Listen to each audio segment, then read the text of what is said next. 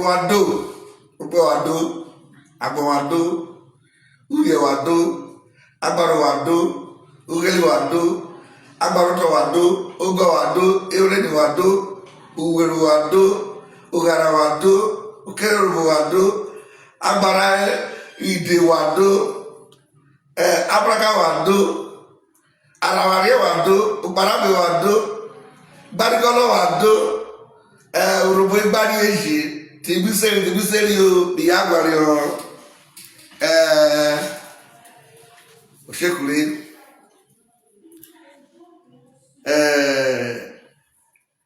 Ikwo Urubu Ejobi, Ikwo Makuku, Wohori Robo by Sapele, between 1941 and 1942, where Mukuru Mowo was the UPU president. It was the generality of Urobo that came together to fight the Ishekiris when they tried to take Sapele from the Okpe people in 1941 and 1942. It was not left for the Okpe alone. And that was why Sapele that time was even a more prosperous and rainy city than Warri. It became our joy, our bundle, that one of the most bubbling city of the Warri province is a city belonging to the Urobo people. Now, when they wanted to hear the appeal court case at the court of appeal in Lagos, I have all the stories. Salome wrote everything down. They entered 9/11 from here to Lagos. Salome received them. That time it was during the Second World War.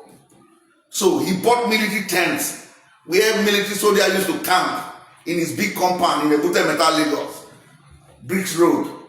That is where all of them were sleeping at night. The UPU women branch was cooking for them. If Okpe cook today, Agbom cook the next day. Who do we cook? Who here we cook? It was more like cooking competition among all the women. Eating, they were eating and they were happy. It was unity. Now, time fades. Thank God for the British man with records. These things were well documented. This is the full record of proceedings from beginning to the end of the Sapele land case. What each person talk, what each Ayomanor talk, what Omarin talk, what Ekariko, father of Odebala, talk, he did here. Waiting IT Pama talk, he did here. Waiting Itoto Ogodo talk, all day here. Ishekiri people when they talk to William Moore. The story when they talk of Princess Oyefu, he did here. Ogubane, the head slave, when he lead the Ishekiri, come, he did here. Omabewo, everything day here. In the next 100 days, I told you people before, that if you want to start it, we will help you. And that I have more documents in the Urobo land than even Ishekiri and Warri.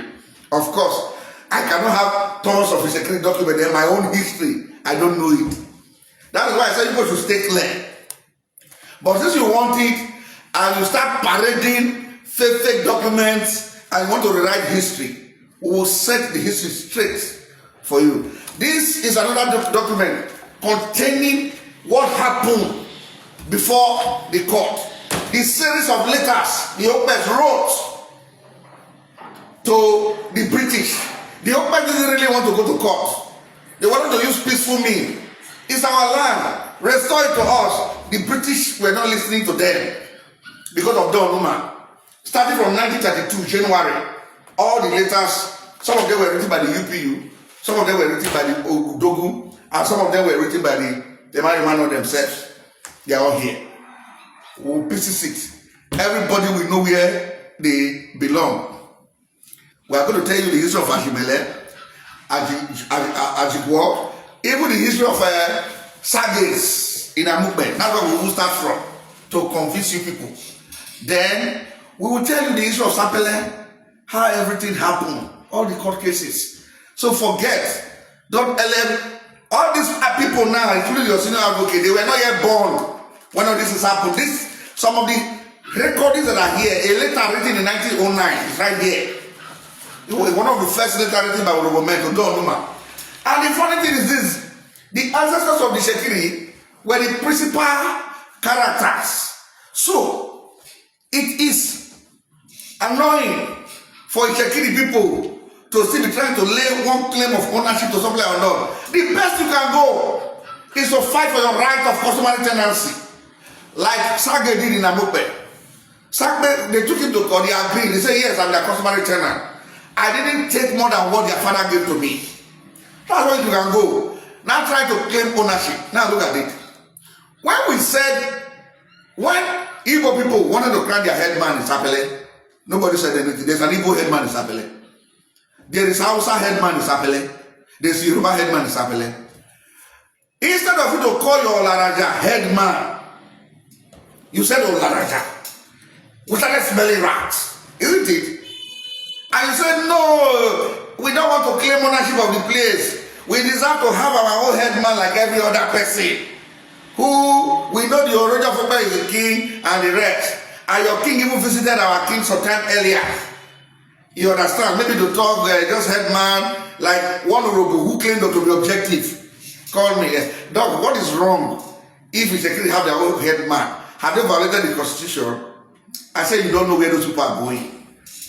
That's why we said, I am not also them against having their headman. But they should not use the word Olaraja because Olaraja Shekiri is a traditional title, a traditional ruler.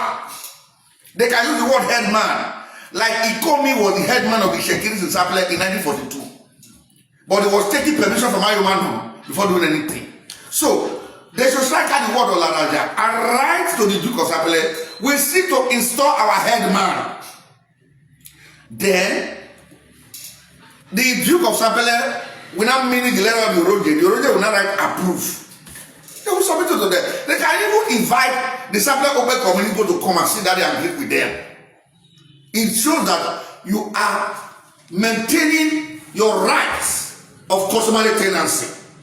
But what you are doing now, 4 years later, it is clear that your Olaraja is trying to claim, not that you are even a co-land owner now. There's even a difference that, okay, just like we said, the Urobos of Okere and the Shekiris of Okere are both co-land owners.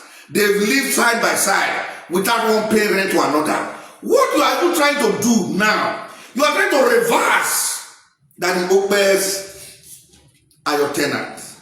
And so they said if a slave does not know his beginning simply because slavery has been banned, it's time for us to tell the slave where he came from. Well, the reason why I'm responding to this is this. It is because a senior advocate of Nigeria, Ethamua, wrote it. If it were to be ordinary people like them, what do you call that boy that used to, that comedian? Otwedo. Yemi Otwedo. Now, it's not what, it's not what me responding to. You understand? But for Amma, even if it is this other man, what is his name, that want to arise, Chief Brown, Nene Brown, he's not a senior advocate of Nigeria. I said, well, he does not know history, he's not too learned.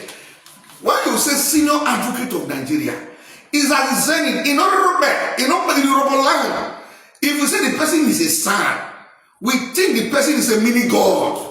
We equate them to, like, in terms of knowledge, to like angel. When you say a son, a professor, a PhD, we look at them when they walk, we worship their son. Their word is law, their word is truth. Now for a PhD to have done this, for a son in a Shekiri to have done this, I said no. I must respond. It means that the Shekiri nation is sick. That the people who are supposed to correct from their ignorance are not the people perpetuating the ignorance. You see one thing with the Shekiri people, they have an expansionist agenda. And the story all begins the same. You see, one day, Mama Lolo Obebo cried out in Abuja that Wike wanted to demolish their houses and allocate it to somebody else. They even took the services of very dark man. And when very dark man came, everybody ran. But when Wike gave the story, Wike said, no. We said, bring the paper that they use in acquiring the place. And they brought the paper.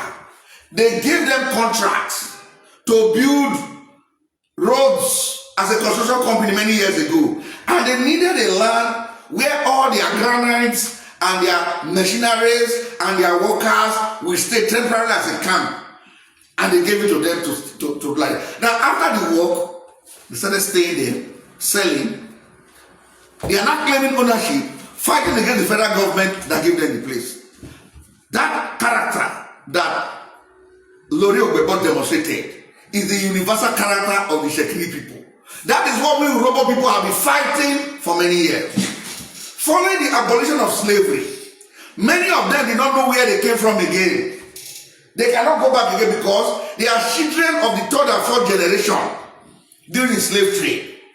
I will not start mentioning, maybe I may have to mention name here. You understand? After mentioning their name. And most of them needed places to settle. And that is why they cannot, when they die, they still bury them on our land.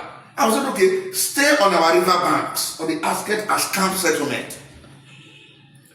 Because we are human beings, we don't want to turn you away. Now they are not claiming that we are their tenants, that they gave us the land. He has said who committed an abomination against Olu, camped in many Urhobo lands as he was running away before he got finally to Urhobo. He's not claiming that that is the place. We'll go to the case of Otego, where he has said Garabemi litigated Obitubo with Otego people in 1955. I have a full judgment here. We'll think about it when we come to Gara case. But now, first of all, let us demystify the fallacy that a whole senior advocate of Nigeria of the Shekiri race did not even bother to research what was told to him. Look at it. It's his letter here. His stamp is here. Very well. The Deputy Senate President received it before it was given to us to reply. His Ama Etiwe with Son and Co. MBA. He said, Sapele, which is part and parcel of Sapele local government area, has been in existence since 1891 when the Shekiri received and started trading with the Portuguese. We are the Portuguese in Sapele in 1891. A senior advocate of Nigeria of the Shekiri does not know. Now, the Portuguese stopped coming to our shores in 1833. They were defeated in a battle by the British near Focados in the year 1833. You can even read it from William Moore himself, a book and Shekiri wrote. He said very many people in the Shekiri even were hearing the cannon that were being shot in Focados. Boom, exactly as if the earth was quaking. The British abolished slavery in 1833, led by William Wilberforce, Gravy Sharp, and Thomas Clarkson. It's our elementary history book. Three men, William Wilberforce, Thomas Clarkson, and Gravy Sharp. They abolished slavery, fought for it, and slavery was abolished. But the Portuguese still refused. They don't want to object. So when the British came, they waged war with them in Focados, and the British defeated them. And following that, the British started making treaties with us. They made treaties with Lagos in 1861, right? By 1891, they established Wari province, and they started signing treaty. They signed Agbasa Treaty in 1893. This is the man who first came to Sapele, 1891. His name is Galway, Henry Galway. He was the vice consul who established the Sapele consulate. If you have visited my house before, you will see the gallery of heroes. I put it among them because he was the first European recorded to visit Urhobo land, and he first stopped in Sapele. He was received by Erida Ayomanor's father in 1891. Except you want to tell me that Portuguese visited Sapele in the spirit world. In an alternate universe, Portuguese were no longer coming to our shore. So, Mr. Man, you are a senior advocate. Even though you are a senior advocate, you know nothing about Sapele history. I will defend it. Me, I will defeat you for court for this matter, even though you are a senior advocate for this one. I am telling you, you are a senior advocate, that Portuguese were not in Sapele in 1891. It was the British that visited Sapele. Then, He said by the mid-19th century, Sapele, a renowned trading center, usually visited by the Europeans, yes, but they were trading with the overlord. The overlord of Sapele trading was Ojeba. It is recorded there. Go and read Niger Delta Rivalry by Professor Omarin Ikime. No Ishakiri was there. He said by the early 19th century, people from various other ethnic nationalities, including Urobos, as well as people from surrounding towns and villages, settled in Sapele, which had become a fast-growing hub for economic activities. He said the Okpes initially came from other satellite towns to trade with the Shekiris in Sapele Township, Fafafa. It was the Shekiris that came to visit them. They usually come from the river, trading with Ojeba. They married, what is Ojeba's border was the Shekiri. They married, through intermarriage, they were trading in domestic slaves, pepper, salt. We were collecting salt from them. So, and now, he said in the early 1900, the Okpes migrated to Amukpe from Ororope and has since remained hearing. In other words, he said the Okpe did not die. That it was in early 1900 that the Okpes came and they migrated to Amukpe. That they didn't even reach Sapele and that the Okpe owns Amukpe as an early 1900. Go and read all Obari Kime, Okpe Clan Intelligence Report. Ojeba of Amukpe had always been the overlord of that place from around 1850 downwards. So, early 1900, which year did Donuma sit to decide to separate Sapele from Amukpe? 1904. Between Ogodo and Asaba. So how can people who came 1900 be separating Sapele from Amukpe? I will elaborate on that soon. Now, he said, according to the Colonial Intelligence Report of LEH Fellows on the Okpe Sobo clan, the notable Okpe villages were and remain Amukpe, Elume, Orerupe, and Bikurusu, which are all far away from Sapele main town. Attached here in a mark and A is a certified copy of the intelligence report from National Archive. Then I will attend to this one, but let me read the next one so I will take all together because of time. From inception, Sapele has never been an Okpe community, and it has been in existence since the 16th century, and the Okpe people only came to Sapele from Ororope in the early 1900. Just now, you said the Okpe initially came from in the early 1900. The Okpes came to Amukpe from Ororope and has since remained here. Then now you are saying they came to Sapele again in the same 1900. So they were no longer in Amukpe again, remaining there. You have started contradicting yourself. The fact that Sapele local government and indeed Sapele mention has never belonged to Okpe people is supported now. For those of you following the Shekiri people are big manipulators. They are very, very crafty.